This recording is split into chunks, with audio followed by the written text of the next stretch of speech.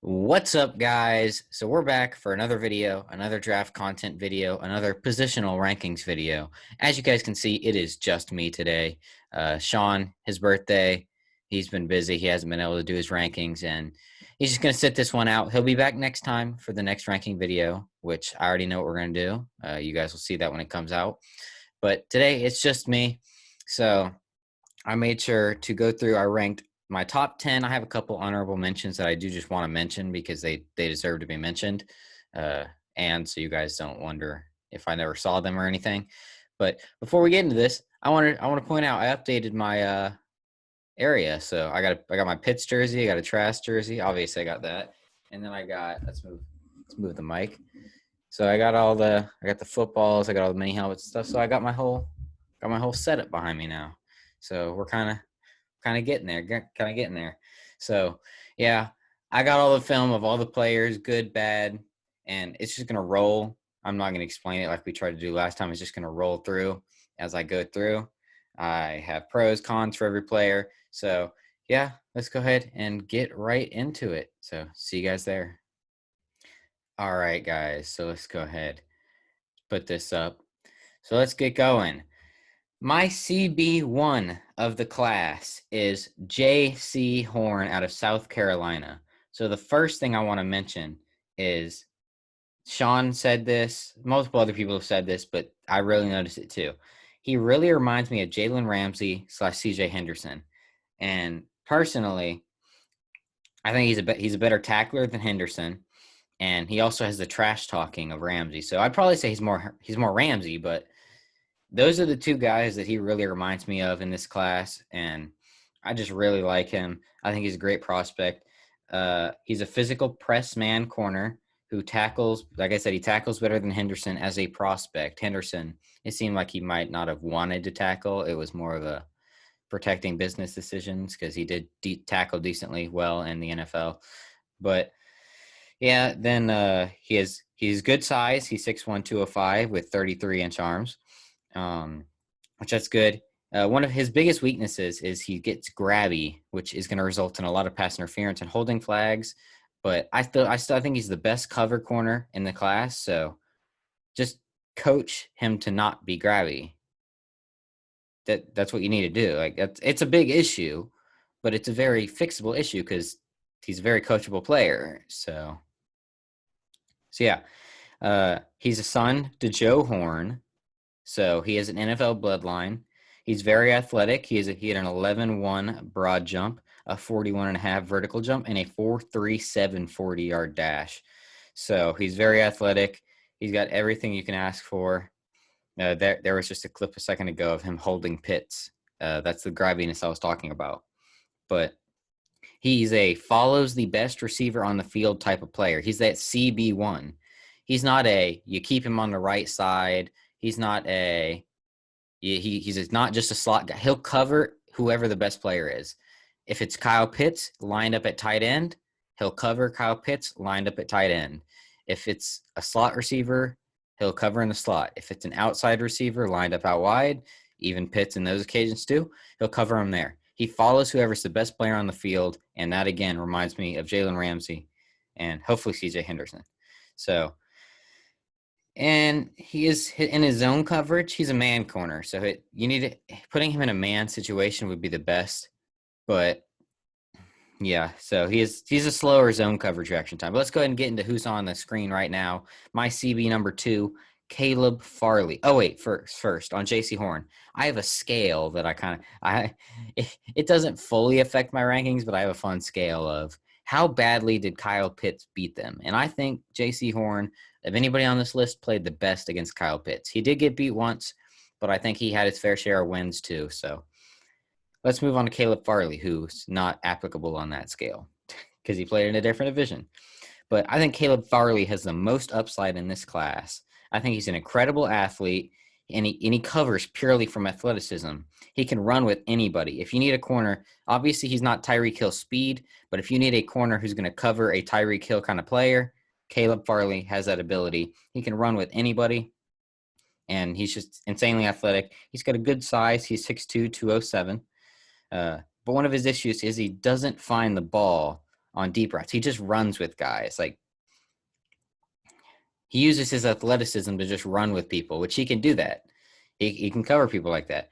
But in the NFL, you're going to have to find the football so you don't get beat on back shoulders. You don't get beat by all these other ways.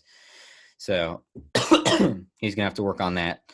But just purely athleticism, he's incredible. He's physical. He's fluid. He played quarterback in high school, wide receiver in college initially. He's new to the position. That's kind of a big key reason in why he doesn't find the football, and he's just not.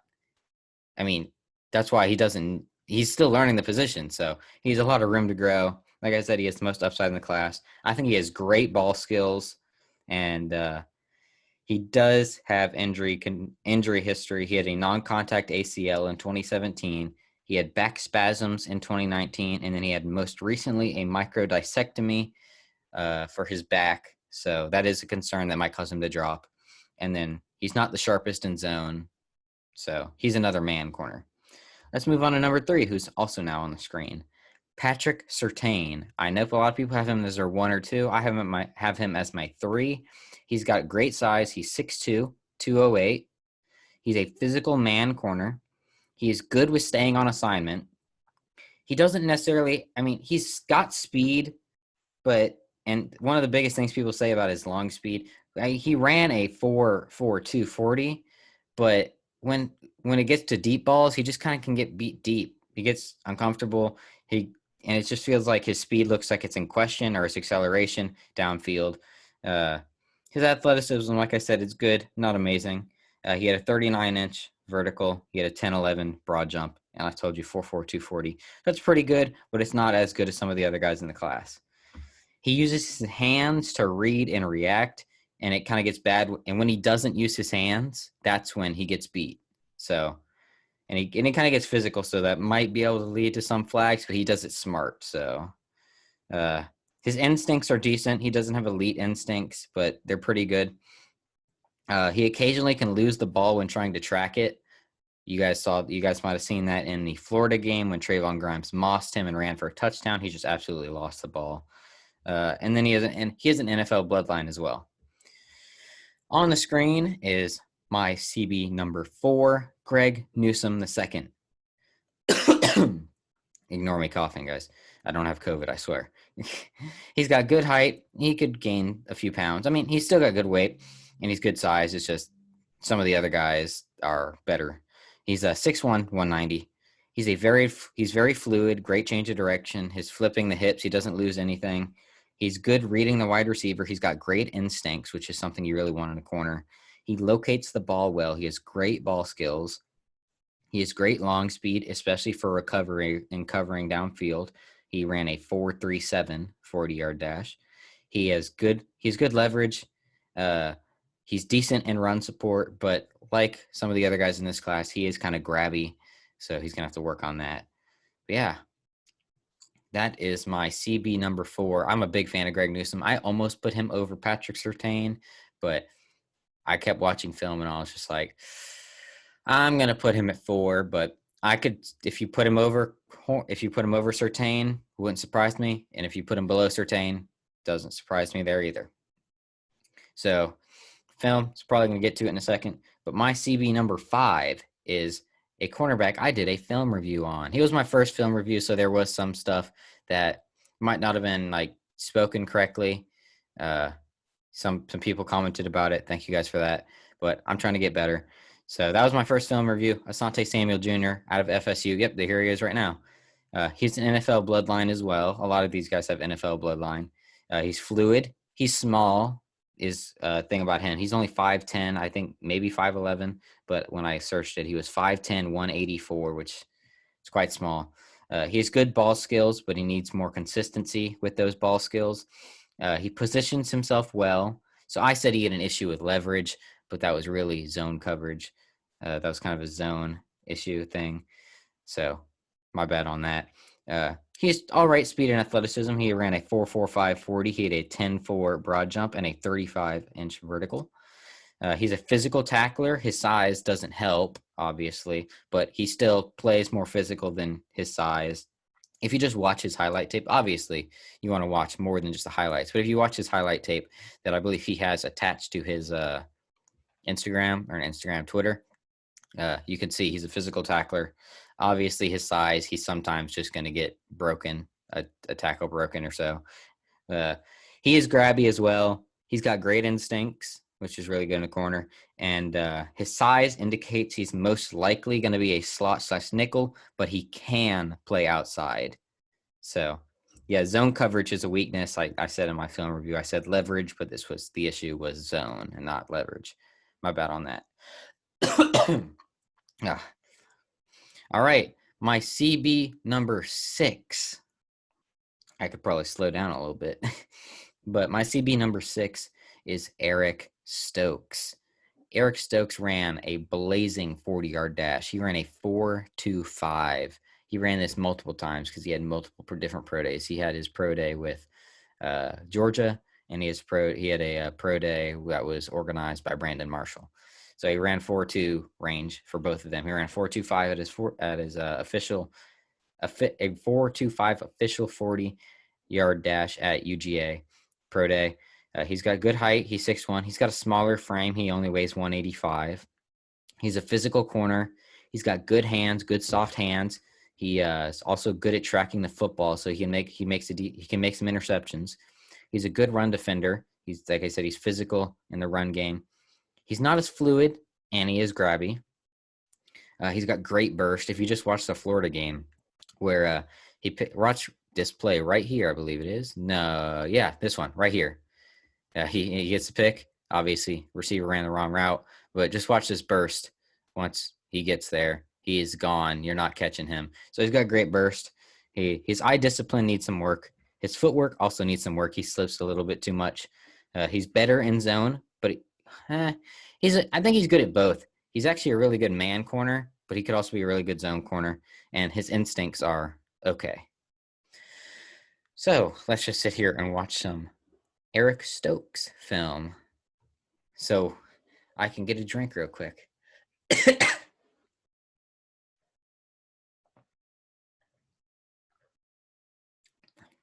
Oh, and by the way, I want to say this real quick. All the film I did get, obviously I watched the film on my own, but all the film in this video is from Twitter. So a lot of you guys can see a lot of the Twitter tags. Go follow them. I appreciate all of them for having the film out there that I could get, because obviously I can't use game footage because I get copyrighted. Hopefully I don't get copyrighted, because I think there was a couple of clips that were like 2 seconds of game footage. If I get copyrighted for that, I might cry.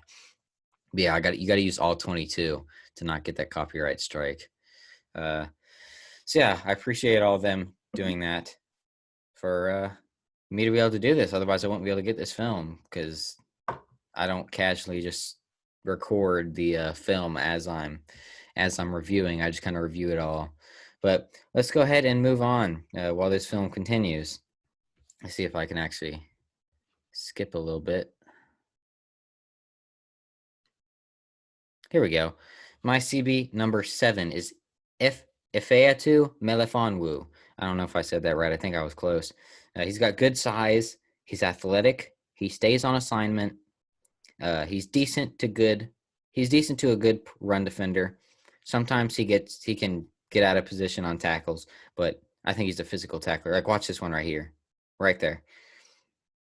He's got a poor back pedal, so he's got to work on that back pedal.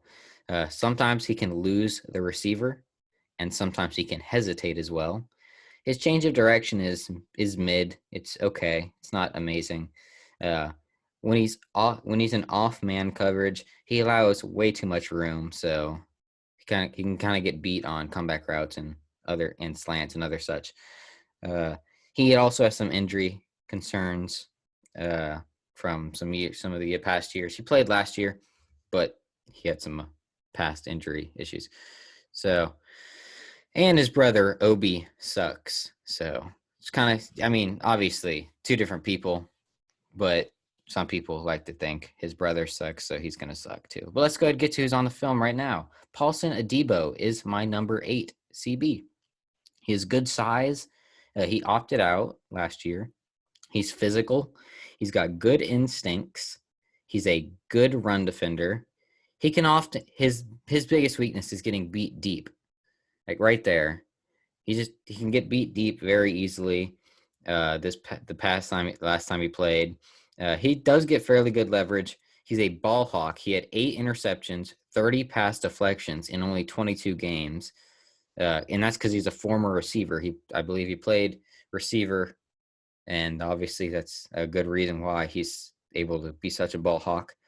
Uh, he's fairly good at recovering after he gets beat a little bit. His slow to stop speed is low, and sometimes he comes in to tackle too fast, and he'll miss a tackle.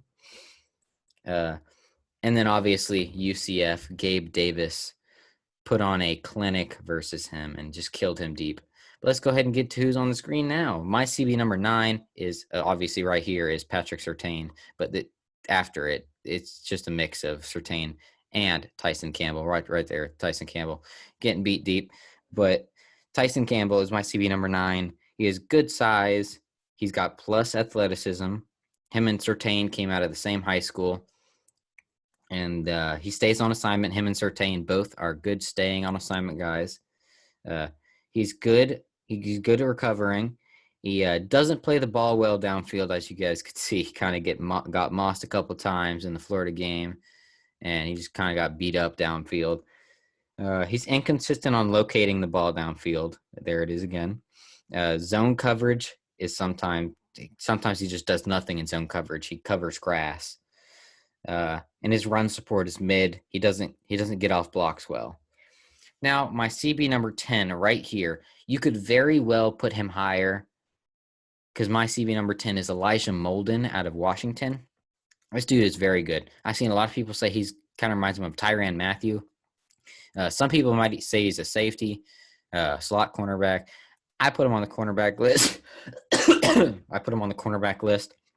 And he's a slot corner. The reason I have him so low is because he's only a slot corner. He's not going to be put on the boundary. That would not be a good idea.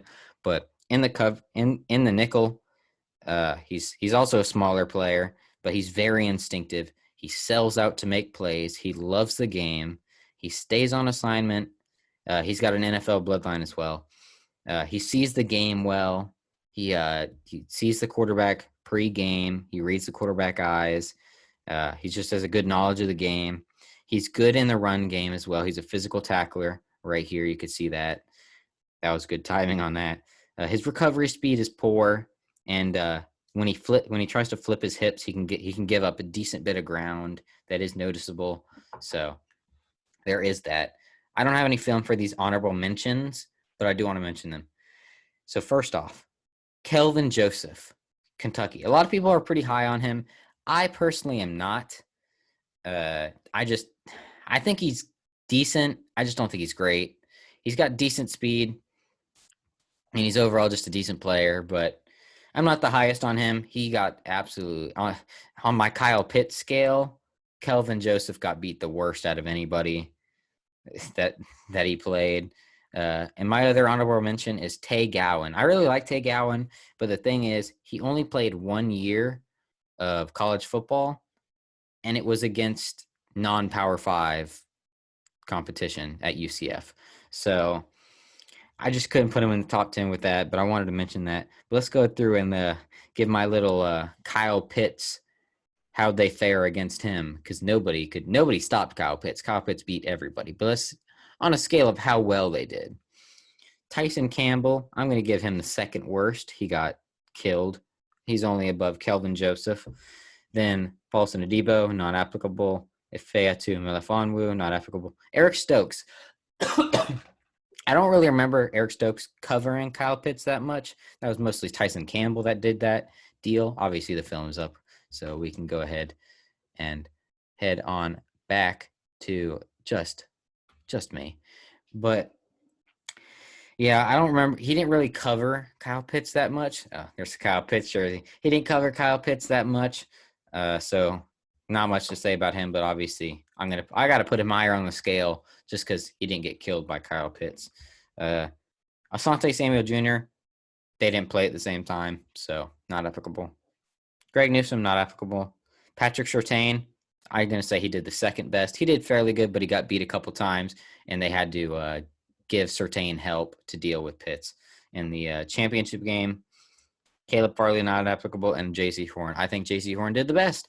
But, yeah, that is my CB rankings. Tell me how you guys feel. Tell me if you think I'm stupid. Tell me what you would change, what you agree with. Make sure to subscribe, like, comment, share. Follow my Twitter. Follow the official Big Cat Chat Twitter as well. Everything will be below. And, yeah, sorry about my coughing.